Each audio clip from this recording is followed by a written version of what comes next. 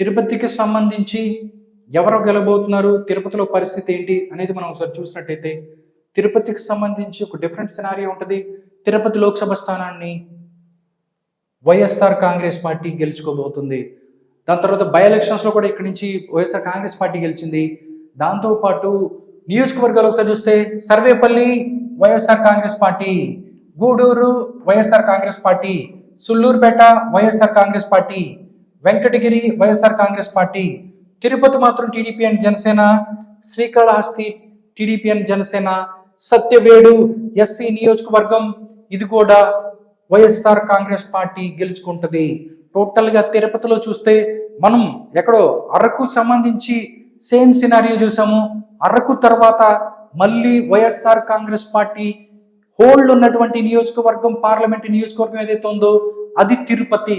తిరుపతిలో మనం చూస్తే తిరుపతి లోక్సభతో పాటుగా ఏకంగా 5 స్థానాలని వైఎస్ఆర్ కాంగ్రెస్ పార్టీ గెలుచుకోబోతుంది. 2 స్థానాలు అది తిరుపతి అండ్ శ్రీకాళహస్తి, ఈ 2 మాత్రం టీడీపీ అండ్ జనసేన గెలుచుకుంటుంది. ఒకసారి మనం చూస్తే ఓట్ షేర్లు చూద్దాం. Vote share 45% TDP and Janasena, 50% YSR Congress party, 3% Congress party, 1% BJP, 1% others. టోటల్గా అరకు అండ్ ఇప్పుడు తిరుపతిలో వైఎస్ఆర్ కాంగ్రెస్ పార్టీకి ఎక్కువ హోల్డ్ ఉంది. పార్లమెంట్ స్థానంతో పాటు 5 స్థానాలను గెలుచుకోబోతుంది.